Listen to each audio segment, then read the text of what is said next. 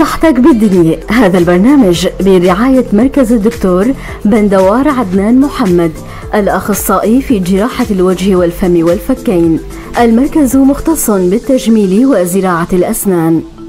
مركز الدكتور بندوار محمد يقدم كافة الخدمات السنية: تجميل الأسنان، معالجة الأسنان بأحدث الأجهزة والأنظمة، معالجة أسنان الأطفال ضمن المركز تحت التخدير العام، عمليات الزرع بأحدث الأجهزة والتقنيات، عمليات جراحة الوجه والفم والفكين بالأنظمة الحديثة، تبييض الأسنان بالمواد المستوردة والتقنيات الحديثة، أيضا تجميل الأسنان بطرق حديثة وسهلة.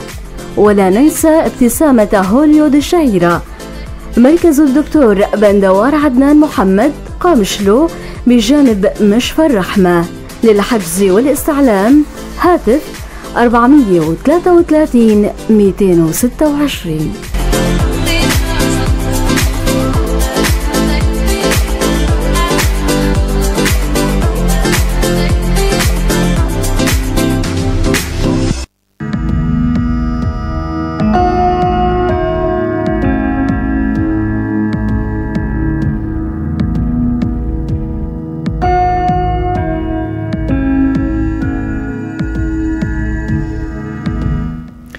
مشاهدي ومستمعي إذاعة بوير اف ام على الموج 103.5، أيضا مشاهدين عبر البث المباشر راديو بوير وبوير عربي. أهلا وسهلا فيكم بحلقة جديدة من برنامج صحتك بالدنيا. رح كون أنا معكم عماد خلف من وراء الميكروفون.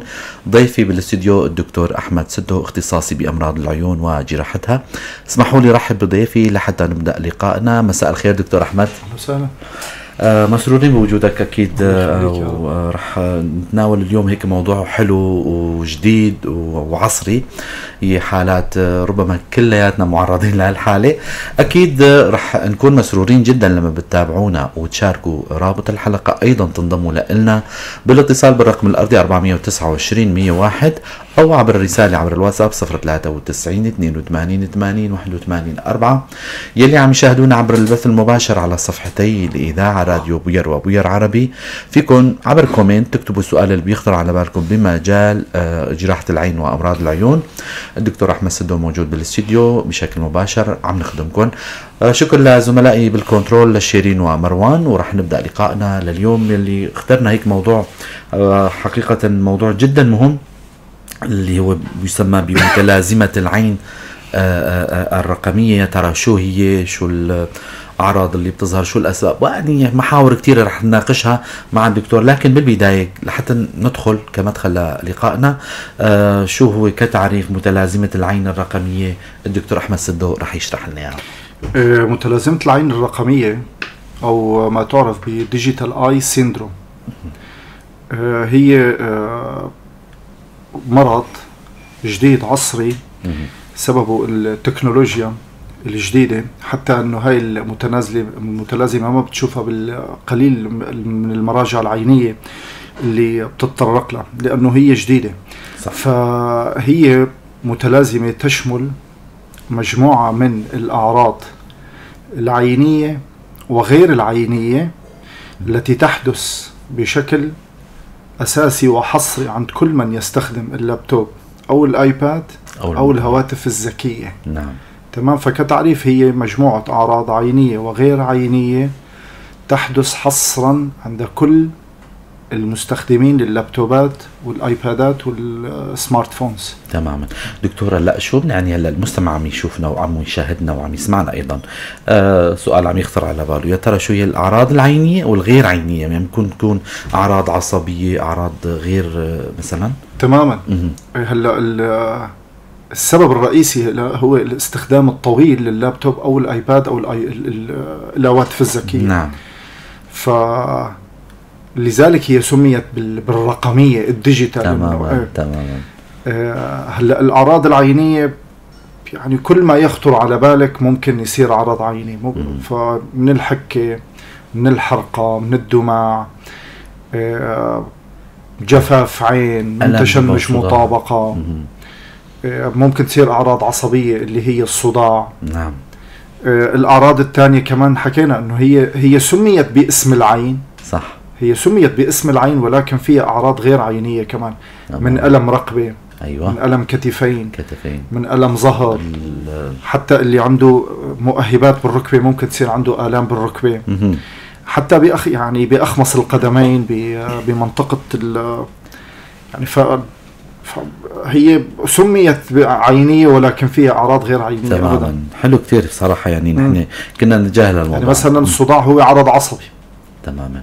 هو عرض عصبي أكثر من أنه هو عين، يصنف ضمن صح الأمراض العصبية.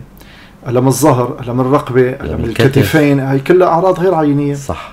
وضعت ضمن متلازمة العين الرقمية، اجت مع هالشعبة هاي كمان. تمام دكتور، كيف عم يتم وضع أو التشخيص، وشو هن الأعراض اللي ممكن هل ذكرتم يعني التشخيص كيف بكون؟ التشخيص سهل جدا جدا، يعني هو بس المستخدم اللابتوب أو مستخدم الآيباد أو الهاتف الذكي، نعم، يصل إلى درجة لا يستطيع فيها أن يتحمل الأعراض، ويأتي يأتي إلى الطبيب وكأنه يبحث عن لغز لحله أبدا. صح.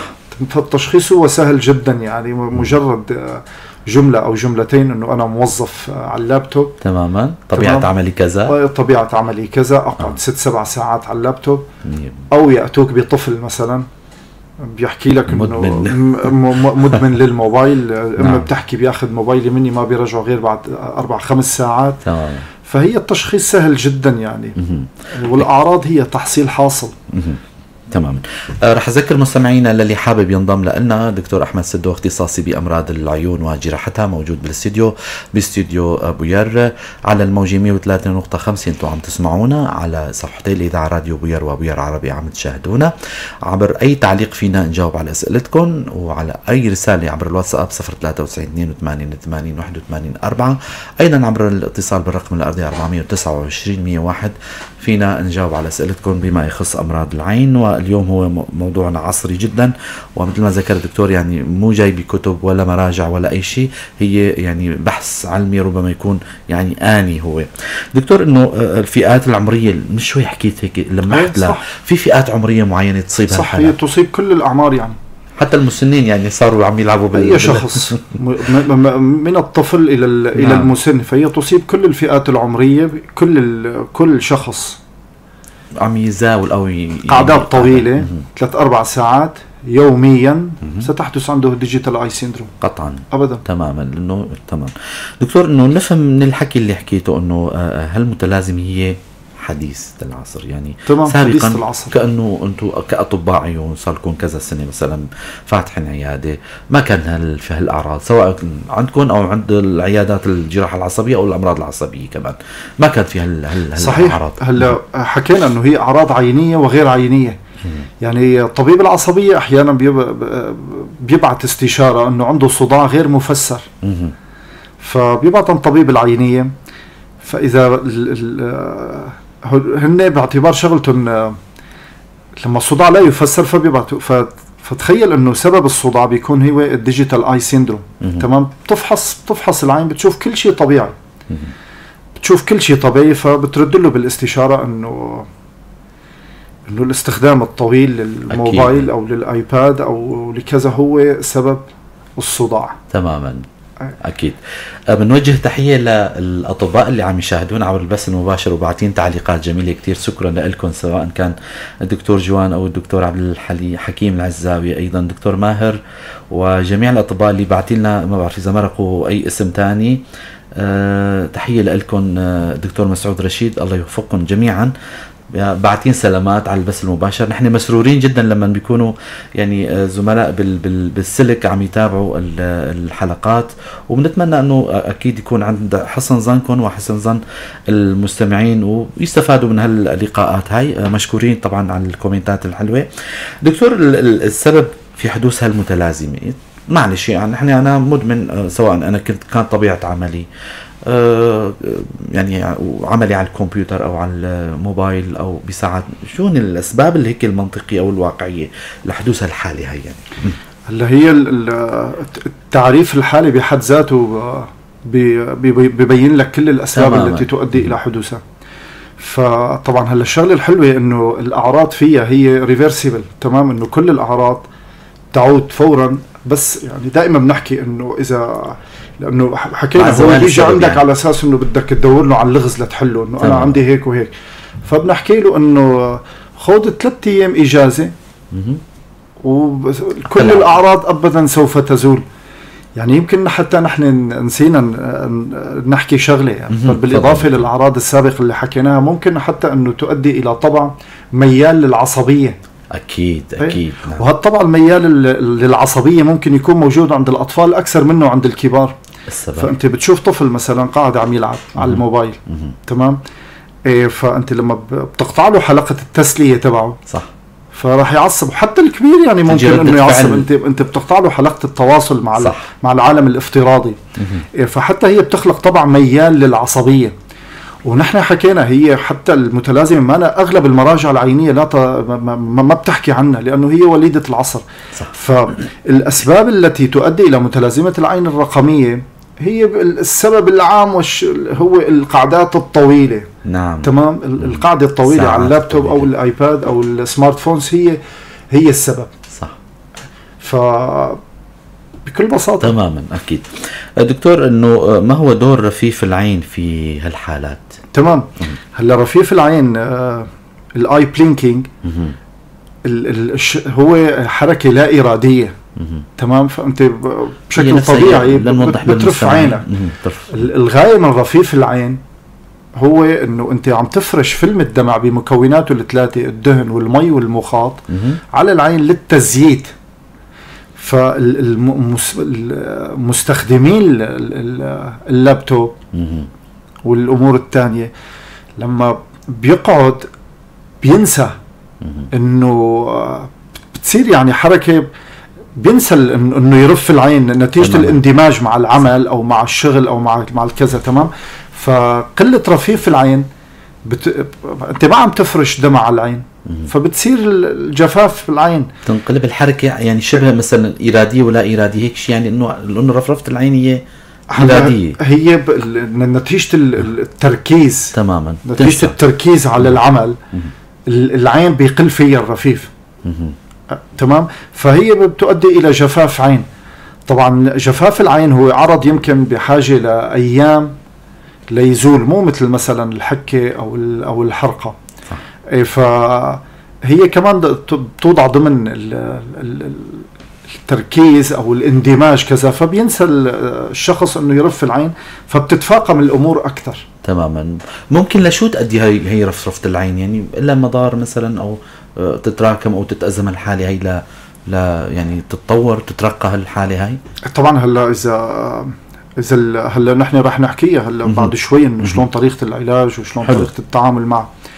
يعني عدم وضع حد لها ممكن تخلي الامور تسوء، بس هي بالنهايه يعني بتتراجع تقريبا، كل الاعراض بتتراجع. تماما. مستمعينا، عم نذكركم انه نحن هلا باستديو بوير اف ام بشكل مباشر. الدكتور احمد سدو اختصاصي بامراض العيون وجراحتها موجود بالاستديو. عم نحكي اليوم عن متلازمه العين الرقميه. يعني اذا حابين تنضموا لنا اسمعونا، اكيد رح نجاوب على اسئلتكم. دكتور، فيكم طبعا تتصلوا على الرقم الارضي 429 101. دكتور، بالعوده للاعراض، شو هن اهم عرضين لمتلازمه العين الرقميه؟ تمام. على راس القائمه يعني. هلا بنرد نكرر نفس النقطه انه هي ما موجوده باغلب المراجع. هلا خلال البحث بالنت بيحكوا لك كل الاعراض، بيحكوا لك عن الحكه، بيحكوا لك عن الحرقه، بيحكوا لك عن الصداع، بيحكي لك عن جفاف العين، عن الاحمرار، ما بيحكي لك عن الطبع الميال للعصبيه ايضا. نعم. تمام. انا ما شفت انه كاتبين هالعرض الطبع الميال للعصبيه اللي هو تفسيره كسر حلقه الاندماج. صح. اي. وما بيحكوا لك عن شيء اسمه كمان تشنج مطابقه. صح. كمان انا حتى استغربت يعني الاكوموداتيف سباسم، فينا نعتبره هذا اجتهاد شخصي يعني صعب حقيقه. يعني هو يعني ما له شغله كبيره، بس غريبه انه ما حكوها. يعني لاحظت يعني بكل يعني فتحنا كذا موقع ما بيحكي لك عن شيء اسمه تشنج مطابقه، لانه تشنج المطابقه هو اساسا احيانا بيكون اقرب للمرض بحد ذاته. بيترافق احيانا مع طبع عصبي، مع تشنجات بالكولون. فمتلازمة العين الرقبية تؤدي الى تشنج مطابقة. فاهم عرضين برأيي بالنسبة لمتلازمة العين الرقمية هي تشنج المطابقة وجفاف العين، لأنه هدول العرضين قد يطول أمدهم للمريض يتعافى منه. تمام. عكس الحالة الثانية على خلاف الأعراض العينية الثانية، وعلى خلاف الأعراض غير العينية كمان، يعني من ألم رقبة، من ألم ظهر كمان، يعني ممكن خلال ساعات هالشي يزول، يعني بمجرد ما المستخدم يقوم على حيله ويتحرك خلص ممكن في هاي الأمور. بس تمام. جفاف العين وتشنج المطابقة هدول بدهم ممكن أيام لشهور ليتعافى من حتى تداخل دوائي، يعني ممكن تعطي دواء لمريضك لحتى. دكتور هاي حكيت يعني هو كنت تشنج مطابقة جفاف عين، هدول عرضين بدهم فترة. كنت يعني محضر هالسؤال، يعني انه يا ترى هل تزول هالأعراض هاي بالمعالجة؟ كلها تزول أبدا، جميعها تزول تماما. حتى في منا ما بدها معالجة كمان، مجرد أخذ إجازة كافي أنه استراحة، إقلاع عن الحركات هاي أو الإدمان هذا إذا سميناه إجازة. بده يترك الكرسي واللابتوب أبدا. تمام. يومين 3. دكتور هاي الإجازة ضمن أحد الأجوبة اللي يعني كنت أنا بتذكر حالي ووالد جاب لي ابنه وأخذوا عن طبيب وطبيبين يعني. نعم. وأحيانا في سياسة إنه الاعتماد على كثرة الدواء ممكن تقنع المريض، فهي ممكن تزبط أحيانا وما تزبط. فسألنا لوالده سؤال بسيط إنه كم ساعة بيقعد على الموبايل، فحكى إنه يبدع في المشاهدة. نعم. فبكل بساطة قلنا له خذ الموبايل وحطه بالدرج، اقفل عليه. تمام، مشاننا مو مشانه، تمام، بس مشان تتأكد من حجم الحكي. حلو. فرجع بعد 5 أيام وهو يحمل ابتسامة عريضة، يعني أبدا قال ابني صار مثل الليرة. فالإقلاع عنا أبدا تخلي كل الأمور تتراجع. تمام. حقيقة يعني هي ليس من باب الدعاية، يعني أنا كنت بطبيعة عملي أحد مرضى الدكتور أيضا، فكان في بعض الملاحظات والتوجيهات أعطاني إياها، يعني طبقتها لليوم كمان. فحقيقة لقيت نتيجة يعني جدا رائعة، راح الألم، راح جفاف العين، كان في يعني التهاب حواف وكثير من الأعراض. الملاحظات والإرشادات اللي أعطاني إياها الدكتور طبقناها، أكيد يعني صدقا النتائج بتكون مرجوة وجدا رائعة. للي عم يسمعونا هلا، أنتم عم تسمعوا برنامج صحتك بالدنيا، عم نحكي شوي عن سبل العلاج. هلا دكتور أحدى البنود هي هاي كانت أكيد. هلا بدي أحكي شغلة بسيطة كمان، تفضل. ملاحظة صغيرة. لا، ما في فرق لا بين لابتوب ولا ايباد او موبايل، كلهم نفس الشيء. يعني الثلاثه بيسووا لك متلازمه عين رقميه، ما في انه والله هذا اكثر من الثاني. تمام. وفي ملاحظه مهمه كمان منيح، ما يعني اذا ما ننساها منيح، التلفزيون ما بيسوي شيء اسمه متلازمه عين رقميه. هذا كان بدي اساله دكتور اطلاقا. فانا دائما بنصح الاباء اللي اولادهم متعلمين على الموبايل انه ضروري جدا ينقطع. تمام، يعني هاي قضية لا تناقش. تمام. علموا على التلفزيون. إذا التلفزيون مو سمارت تقلبوا لسمارت. بياخذ الانترنت، بيتفرج على الانترنت عن طريق التلفزيون. حلو. التفسير طبعا شو هو؟ طول الموجة بالتلفزيون طويل هو. أيوة. ما بيضر العين. حلو. حتى في حالات المشاهدة الطويلة كمان. تمام. فالتلفزيون قطعا ما بيسوي متلازمة عين رقمية. هذا فينا نعتبره هيك مشيت بالخط العريض، انه الدكتور احمد سدو مطمنا انه للاهالي اللي عندهم مشكلة مع اولادهم بمتابعة الافلام الكرتون والاغاني الاطفال، يعني الشاشة ما بتضر، ولمسافة معينة دكتور مثلا أمتار مثلا. هذا صار موضوع ثاني. أي طفل صار عمره 3 سنين مفروض ينفحص بعيادة طبيب عينية ليشوف إذا عنده أسوأ انكسار ولا لا. هذا كمان الخطوط العريضة اللي يعني هيك حابين نعطيها حجمها، إنه أي طفل صار عمره 3 سنين يزور طبيب الأطفال، طبيب العينية عفوا. فهي من أحد دكتور. طيب هلا نتطرق لموضوع سبل العلاج. العلاج بسيط جدا، هو حكينا هلا إنه أخذ إجازة كافية إنه الأعراض كلها تزول باستثناء جفاف العين وتشنج المطابقة اللي ممكن يطول أمد العلاج. هلا العلاج في الشق المتعلق بالجانب العيني والشق المتعلق بالجانب غير العيني. نعم. هلا الجانب العيني بتعطي قطرات أنتي هيستامين. أيوة. إذا كان الوضع سيء جدا جدا، استمرت الحكة والحرقة ممكن بحالات نادرة جدا نعطي ستيروئيد. جفاف العين نعطيه مرطبات نسميها اللبريكانتس. تمام. فهي معالجة عرضية يعني للأعراض. طبعا الأمور الثانية بدك تشوف إذا ما في نقص بالعين، لأنه مثلا مستخدم لللابتوب وموظف هو ومجبور يشتغل على اللابتوب وعمره 42 43 سنة أو 50 سنة، لازم يحط نظارة. تمام. للقريب. فأحيانا في تقصير من الشخص نفسه بأمور تانية ما لها علاقة بالديجيتال آي سيندروم. فالأمور اللواحق كمان يجب أن تعالج. في شيء متعلق بالجهاز نفسه. تمام. يعني لما بتكون الشاشة مثلا مغبرة كتير بتزيد الأذية. هي موجودة الديجيتال آي سيندروم، بس مثلا وجود شاشة مغبرة بتفاقم الأعراض. الإضاءة المفروض منها لا تكون كتيرة ولا تكون قليلة. طبعا تكون كتيرة أحسن ما تكون قليلة. سبب دكتور؟ العين تجهد لتاخذ صورة واضحة بالإضاءة القليلة، تنفتح تستقبل أكثر. طبعا بيصير عندك نوع من توسع الحدقة، بيسوي عندك تغبيش حدقة أكثر. هذا هو تفسيره. فلما بيكون إضاءة، يعني أنا بتوقع إضاءة الشاشة تكون قريب 80% منيح. وفي أمور متعلقة بالوضعية اللي نحن بنسميها البوستشر. أيوة. اللي هي طريقة قعدتك. إذا بتبلش من تحت لفوق، مثلا الرجل لازم تكون على مستوى الأرض. نعم. أوكي. لازم الأخمص القدم كله بيكون ملامس للأرض أبدا. ما بيصير إنه هيك تكون كذا. يعني زاوية حادة ما في أبدا، لازم تكون على استقامة الأرض. نعم. الظهر كمان. الظهر لازم يكون الكرسي هيك يعني سانده كمان بزاوية قائمة أبدا. 90. لما بيكون بزاوية قائمة أفضل. هو مستوى العين.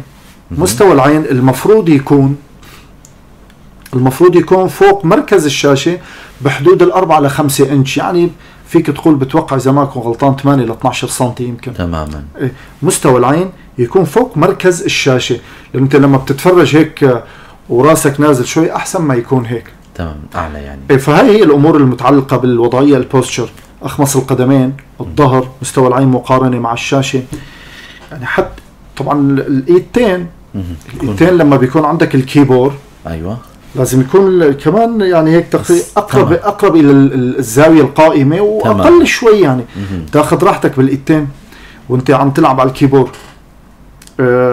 حتى مثلا وجود بنسميه مثلا سافيكسس اللواحق. اذا عندك كتاب. أيوة. بدك الكتاب تقلبه لPDF تنقله، يعني مو معقول انك تفتل 180 درجه لتشوف. أيوة. فالمفروض هو يكون بمستوى الكيبورد. نعم. يكون بمستوى الكيبورد لسهوله نقل المعلومات. هلا في عندك كمان كم نصيحه مهمين جدا انا كنت احكيها وبالصدفه شفتها موجوده بالانترنت. أكيد. هلا في عندك بيسموها الرول اوف 20 شو هاي دكتور؟ قاعدة 20 انه بيحكوا لك انه each 20 second. تمام. look at the distance. تقريبا شيء 20 قدم، انه تفرج لبعيد بحدود 20 قدم. نعم. every 20 minutes، يعني every 20 minutes look at the distance for 20 seconds. يعني كل 20 دقيقة تفرج لمدة 20 ثانية لهدف بعيد. تمام. وانت قاعد عم تشتغل شيل راسك كل 20 دقيقة تفرج على مزهرية، تفرج على لوحة فنية، على أفق مثلا كذا. إذا في شباك تتفرج من الشباك طبعا بيكون أحسن. تمام. فأنت بهالحالة بتريح العين من التحريض الضوئي تماما، وبتصير ترف العين، و20 دقيقة كافية لإعادة تنشيط انك تخلص من هالدائرة تماما. الموضوع الثاني اللي هو البريك، انه طبعا احيانا بيحكوا لك انه الدائرة فيها نوع من القساوة كذا، أنا ما فيني أخذ استراحة.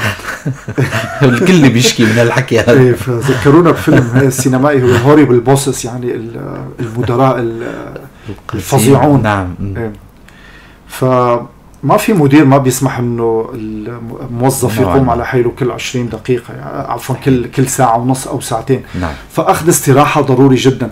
هاي الاستراحة اللي عم ياخذها الشخص كل ساعتين على فكرة هي ليست للعين فقط، وإنما هي للكتف وللرقبة وللظهر. فبيحكوا لك إنه كل ساعتين أوكي، كل ساعتين بدك تقوم على حيلك وتترك اللابتوب 15 دقيقة. نعم. تمام، وترد ترجع. فالالتزام بهاي النصائح إنه رول أوف 20-20-20 والبريك كل ساعتين، هدول لحالهم كافيين انه يخلصوك من الديجيتال اي سيندروم. الالتزام فيهم فقط يعني فكرة وبسيط جدا، يعني بسيط جدا ما شيء يعني.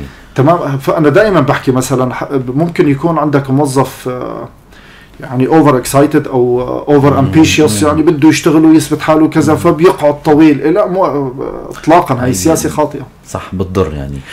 فهي المعالجه تمام تتضمن معالجة دوائية للأعراض العينية، والنصائح هي أهم من العلاج تماما. أبدا، النصائح فيما يتعلق بوضعية القعدة والاستراحات هي أهم من العلاج. تماما.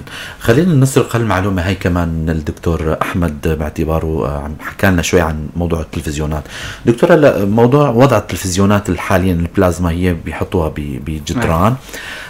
بعد وارتفاع التلفزيون، المعايير المقبولة نوعا ما كارتفاعا وكبعد لقعدة الجلوس اللي أمام التلفزيون. يا ريت هيك النصيحة هاي كمان هلا حكينا يعني خدها كقاعدة، يعني أجهزة التلفاز لا تضر العين. حلو. أبدا. بس ممكن الواحد يجتهد بكل بساطة، يعني النظر بده يكون هو موضوع رقبة فقط، يعني موضوع رقبة. المحل بتشوف احيانا بس بحطوها فوق كتير. تماما، هي مزعجه نوعا ما يعني. هلا اذا هي ضمن دائره او عياده طبيب او كذا هي كم دقيقه تتفرج، بس بالبيت هو اكيد خطا كبير لساعات يعني اكيد. بس التلفزيون لا يضر العين. هذه معلومة جدا جدا رائعة. سلاماتنا للدكتور فرياد خلف، تحياتنا لك دكتورنا الجميل. طبعا سؤالنا الأخير يلي هو أنا ما ضل عندي أي أسئلة، إذا أنتم لسه عندكم سؤال أو أي شيء. طبعا دكتور كفى ووفى جميع المعلومات اللي حكى لنا إياها، ما خلانا ولا سؤال أو استنتاج. النصائح اللي راح تقدمها للمستمعين دكتور. والله أنا أول شيء بسطت إنه الشباب الأطباء ما شاء الله اليوم كلهم مشاهدين ويبعثوا سلامات. نحن جدا مسرورين بسلاماتكم. دكتور مسعود منتظر أكيد. دكتور جوان موسى، دكتور جوان حميد كمان، الكل سلموا. فهو على فكرة بحكي لك موضوع، يعني نحن قبل كنا نحكي عن مواضيع معقدة حول وما بعرف شو. الموضوع بسيط جدا، بس الموضوع مؤذي جدا. تماما، بقدر ما هو يعني. أنا يعني أؤكد على هذا الأمر، موضوع مؤذي جدا للشخص الذي ما نو منتبه. تمام. المشكلة وين هي؟ بالطبع اللي بيصير ميال للعصبية، خاصة عند الأطفال. ولما الشخص ما يعني ما بيفكر انه هو عنده شيء كبير وما بيعرف انه الموضوع هو بسيط جدا، بحاجة لكم نصيحة. صح. ايه، ذكرني بالسؤال. تماما. انه رح نختم لقائنا دكتور، انه النصائح اللي رح تقدمها للمستمعين والمستمعات، سواء كانوا الآباء اللي عندهم أبناء مدمنين على الموبايلات، وبصراحة نحن أولادنا منهم يعني خلينا نعترف قليل ما عم يشوفوا التلفاز، المدمنين نوعا ما ساعات الليل يعني على الموبايل، والمستمعين اللي عندهم وطبيعة عملهم مثلنا مثلا لساعات طويلة. ايه هلا تمام. هلا هو تقريبا إعادة لنفس الكلام. نعم. هلا الأطفال ذاكرتهم قصيرة، الطفل فيك تقطعه عن الموبايل. تمام، بس تخلق له ايه الطفل ذاكرته بينسى دغري. ايه فهو بيقلب النت على التلفاز. تمام، بتنحل الأمور، لأنه يعني هو أنا بعتبره إجرام بحق الطفل لما يترك ساعات طويلة على الموبايل. وحكينا الأمور الثانية فيما يتعلق بوضعية القدمين، بوضعية الكرسي، بوضعية الكيبورد، الشاشة، الكذا. تمام. فهاي الأمور بس الواحد لازم يلتزم فيها، وهاي النصائح موجودة على الانترنت. تمام، هاي التيبس موجودة على الانترنت، بإمكان أي واحد يشوفها وبرد بأكد انه النصائح هي اهم من العلاج. تمام. ابدا ما يتعلق بالاستراحة وما يتعلق بقاعدة 20-20-20. اوكي. واذا في ما نحط نحن كمان كل شيء بظهر المتلازمة، في امور تانية كمان يجب ان تعالج. اذا المريض عنده، اذا هو مثل ما حكيت لك، اذا هو مطنش، عنده نقص بالرؤية وما عم يحط نظارة، مراجعة عنده دورية، امور تانية، يعني في امور تانية مثلا تؤدي الى جفاف عين، في امور تانية تؤدي الى تشنج مطابقة. صح. فالعرضين الرئيسيين هو جفاف العين وتشنج المطابقة، هدول ممكن يكونوا مؤذيين. المريض بيحط لهم حد بمراجعة طبيب عينية واخذ ما يترتب عليه، وبالإضافة للالتزام بالنصائح أكيد يعني. تماما. بنهاية الحلقة بشكر الدكتور أحمد سدو، اختصاصي بأمراض العيون وجراحتها، على الحلقة الجدا رائعة والهامة جدا حقيقة. هو مرض العصر، حالة عصرية حاليا عم نعاني منها. شكرا لك دكتور. شكرا للمستمعين، شكرا لزملاء الدكتور، لكل مين بعد سلامات. أكيد نحن مسرورين جدا لما بتتابعونا وتبعتوا سلامات لضيوفنا. على أمل نلقاكم الأسبوع القادم بضيف جديد وحلقة جديدة.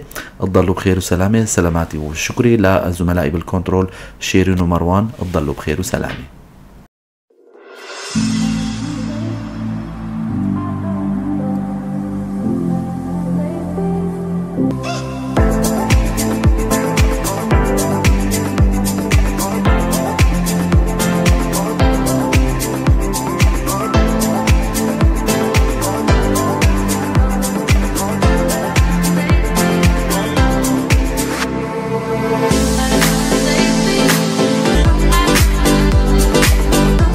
صحتك بالدنيا. هذا البرنامج برعاية مركز الدكتور بندوار عدنان محمد، الأخصائي في جراحة الوجه والفم والفكين.